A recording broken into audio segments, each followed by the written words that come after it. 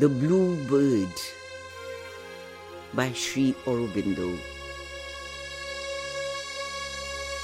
I am the bird of God in His blue, divinely high and clear.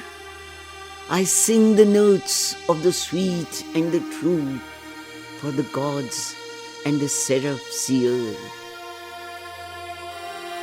I rise like a fire from the mortal's earth into a griefless sky and drop in the suffering soil of his birth fire seeds of ecstasy.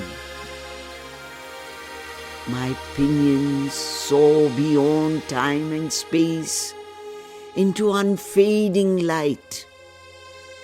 I bring the bliss of the Eternal's face and the boon of the Spirit's sight.